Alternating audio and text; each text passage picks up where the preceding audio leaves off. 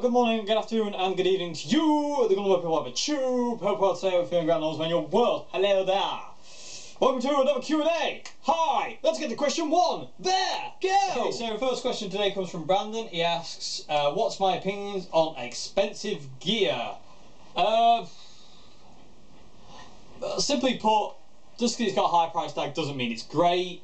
My kind of rule of thumb, so to say, is kind of like, you know, just because it's expensive doesn't mean it's great, and just because it's cheap doesn't mean it's crap.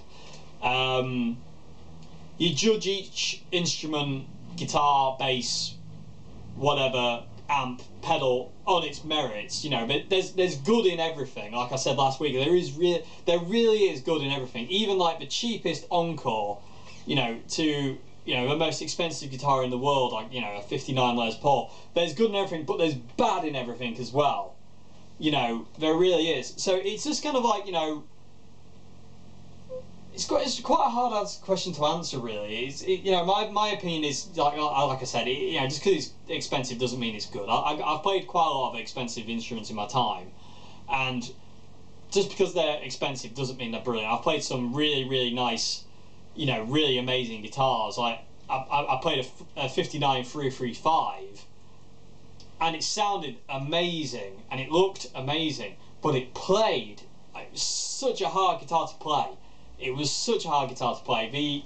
It's in the demo of the CR120, the Tobacco Burst one, but it was just a nightmare to play. It was so hard to play. The action was dead high. The neck was just it was stiff. It was like cramped up like that. But, you know, it sounded great. So, you know, there's good and bad in each kind of thing, really. But yeah, like I say, opinions on expensive gear. Some of it's good, some of it's bad. Same with cheap stuff. It's the same no matter where you go, really. It's like, you know, this is my vintage V6. It's a cheap Strat copy, but it's brilliant. Absolutely brilliant. This guitar is. You know, it sounds like a Strat. You know, it really does, and it feels like a Strat, and it plays like one, and it's just absolutely amazing, and I love it to pieces. So yeah, I hope that's answered your question. You had another question as well, which was, do I prefer Strats or Les Pauls? Strats any day of the week. Wow, did you see that? How did I do that? New talent. I can balance guitars. Anyway, yeah. So yeah, I hope that's answered your question. Get the Z out, Dave. But yeah, I do prefer Strats, and I say opinions on expensive gear. Just because it's expensive doesn't mean it's good. Just because it's crap, just because it's cheap doesn't mean it's crap. So moving on to question 2 now. Okay, so question 2 comes from Trevor. I'm having trouble getting the John Frusciante tone out of my USA Strat and Fender Frontman to 25R. Why is this when my cheaper Strat copy sounds better through the amp? Simply put, to get John's sound, Fender amps are not really a good way to go. They just don't have the right tonality. They're just too bright. They're too, like, you know, they just live in that kind of high mid, high treble range, and, you know, they don't have that kind of Marshall punch. You know, that kind of mid-range kind of punch. So I'm not kind of surprised you're having difficulty, but. And also, you know, the cheaper guitar might have darker sounding pickups. You know, that some of my experiences with cheaper kind of like Strat copies is the pickups are a lot darker than, say, like your USA standard. So it could just be a case of those pickups are a lot darker. The Frontman 25R, yeah, is not an amp I would recommend to get John's sound, I would say go for something like a Bandit, or failing that, there's, like, you know, you said you're thinking of getting the Vox AC15C1. That would be a better option as well than the Frontman. It would have more of that kind of like that mid-range bark that John's renowned for. So yeah, it's, and also USA Strats can be quite bright. I've played quite a few USA Strats in my time where it's just been like, yeah, a bit cheese wiry, you know, a bit too on the bright side. But you know, you can get around that just by having a darker amp, like say like a, you know, having a kind of, I think it's called like a British voiced kind of thing. It's a bit more of a mid-range poke compared to like, you know, the Fender, so to say. So you know, I would definitely recommend, if you are going to go for the Vox AC15, I would definitely recommend, if you want John sound, go for the Vox over the Frontman. You will find it a lot easier to get John sound out of a Vox than you will the Fender. So yeah, I would recommend that highly. I think one of the easiest amps I ever found John sound in was the Vox AC30, the valve reactor. It was just there on the clean channel. I was just like, okay, that's just John Frusciante, I haven't done anything. Most ridiculous thing in the world. I love that amp. Anyway, moving along. But yeah, yeah, you might struggle to get anything out of the Frontman 25, because it's just that brighter, Fendery kind of sound, whereas John's got a bit more of a darker, you know, martially, mid-rangey punch kind of sound. You also asked, where do I run my volume and tone controls? It varies. Most of the time I'll just run everything flat out, but if I'm playing like, say like I'm playing like a par muted rhythm part in a song, I'll knock my volume down to 8 on a Strat, so it gives me kind of a bit more of this kind of thing.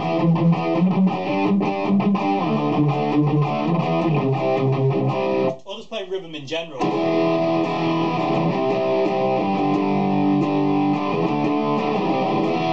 You know, I always have that on 8 and then just turn it up for 10 for kind of like, you know, for lead bits or whatnot. But it varies on how I feel. If I want a bit more brightness, because when I roll the volume down it gets a little bit fatter, and when I roll it up it's a bit brighter, so it just kind of depends on how I feel really, what I want more kind of thing.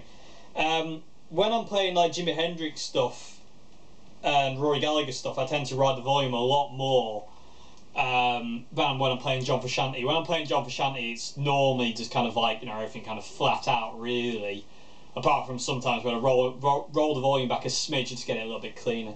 But yeah, it's just tweak and tweeze to kind of taste really. But yeah, it kind of varies. Normally it's kind of around 8 to 10, or if I'm playing Hendrix stuff it's from 3 to 10. You know, it varies on different kind of gain stages I have with pedals and how I feel at the time really. So it's just a case of experiment with them really. You know, and see what feels and sounds best to you.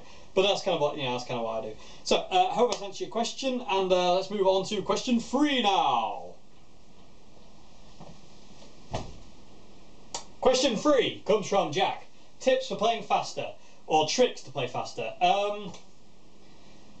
There are no tricks or tips really I can give. Playing fast just comes from repetition. Doing it over and over and over and over and over and over again, hours and hours and hours, year after year after year after year, until it kind of like, you know, gets better and better. There's no kind of quick and easy way to playing fast. It takes time. Like anything from the guitar, you know, you can't, I don't think anybody can pick up a guitar and just play it and be really good at it from the get-go. I don't think Jimi Hendrix could, or anybody like that. So it's just a case of doing it over and over and over again and failing at it, but keep going. You will get better at it. You know, the more you fail, the more you'll get better at it. It sounds really weird and counterproductive, but trust me, it kind of works that way. So yeah, it's just repetition. Just keep doing it. Just keep trying. Just keep pushing it, and eventually you'll get it. You know, just, you know, you always want to stop before you kind of want to throw your guitar at the wall. But yeah, just keep going at it. Just keep practicing and keep playing, and you'll get there. You know, it just takes years and a lot of time and a lot of hours practicing. You also asked, is there any other alternate shred bits for Dani California? Yes, you can move the crazy end shred bit up to the next octave. So you bend up your 20th fret on your B, and then you go to your 17th fret high E, and then you go to your 20th 20th fret high E, and then you pull off back to your 17th fret high E,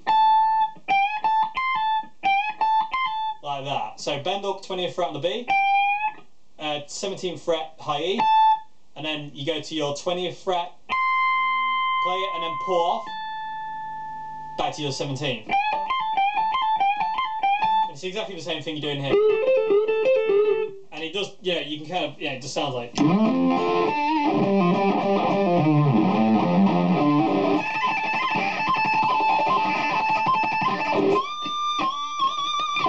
can kind of bend up your 20th fret there and go mad. But that's kind of something that John would do later on when he started improvising the Dani California solo. So he kind of like, start Dani California like.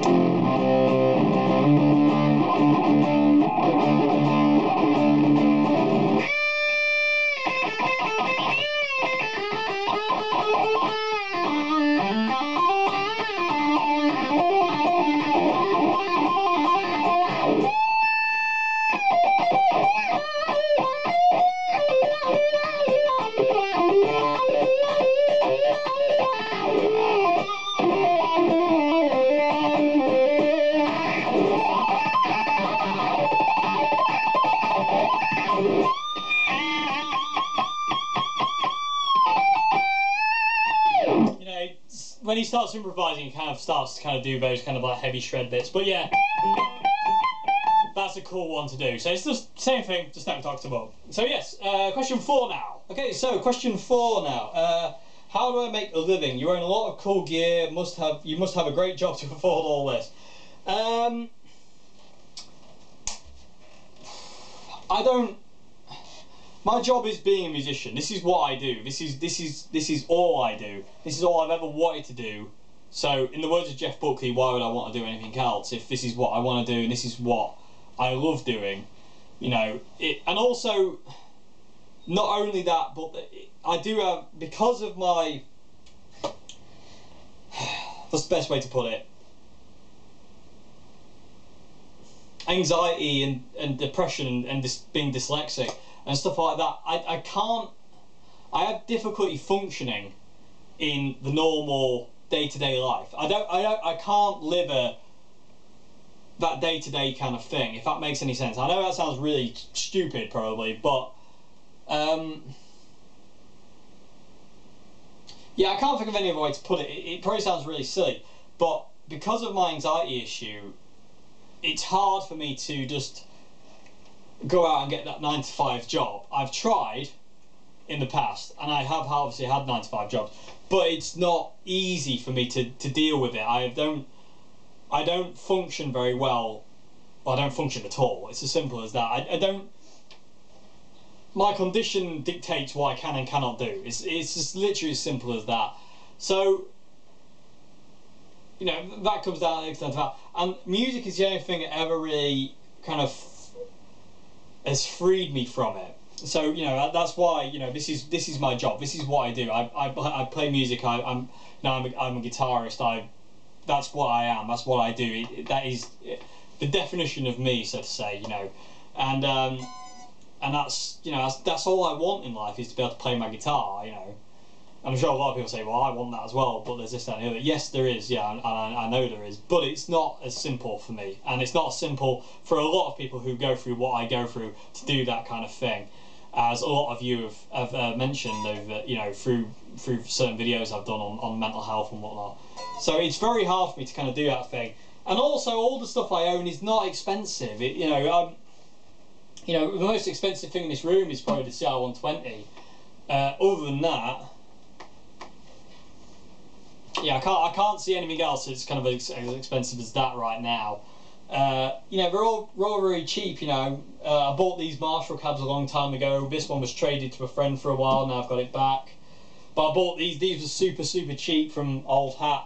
This cab was kind of given to Joe, who then gave it to me. And you know, it's just things have just kind of like fallen in the way literally when I've had the money to buy them. And you know, I have missed out on quite a few things because of that. But anyway, you know, such is life.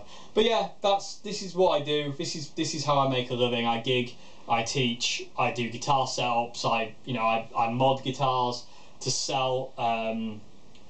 you know, I help people out with this, that, and the other. Really, I just do what I can within my means to make a living, and you know, it's mine. So, yay! Yeah, so that's it really. Moving on to question 5 now. Okay, so question 5 comes from Oliver. He asks, how do you do John Frusciante's behind the nut trick? It's really simple. It's really simple. What you're doing is you're taking your plectrum hand, your right hand, and you're strumming the strings, just like that, behind the nut. And with this left hand, you come down here and you grab your tremolo arm. John puts it between his legs, provocatively, like he would. But, and so yeah, you basically grab your tremolo arm with your left hand, strum these strings in your right hand, you can hear it there, and you just dive bomb it. And just mess around with it really. And that's it with clean, but you know, when you stick on like a DS2, it goes crazy.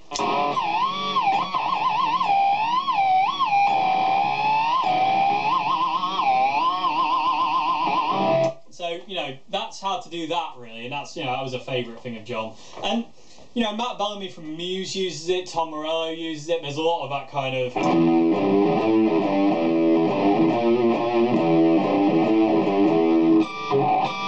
You know, that kind of thing, you know, you can get it in all the time, you hear it all over the place. Tom Morello uses it.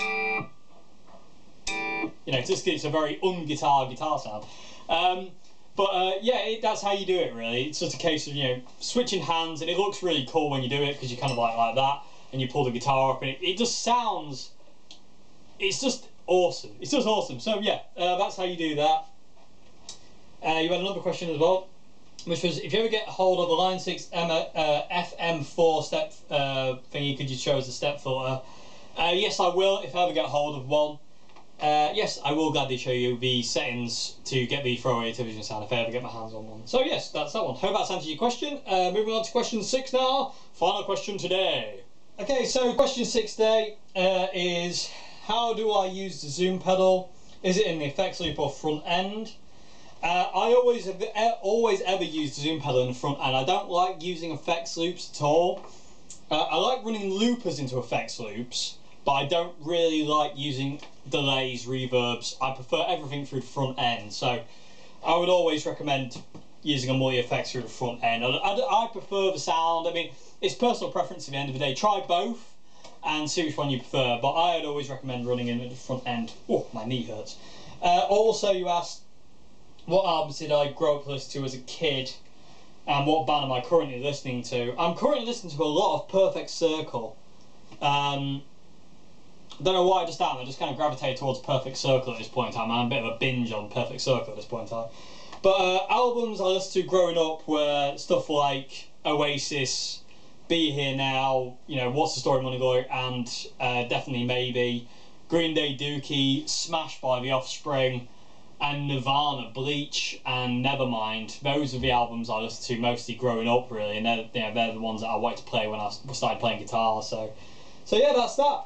I hope that's answered your questions today, and I will see you again for another video very, very, very soon. Have a great morning, afternoon, good evening. Goodbye now. Have a great one.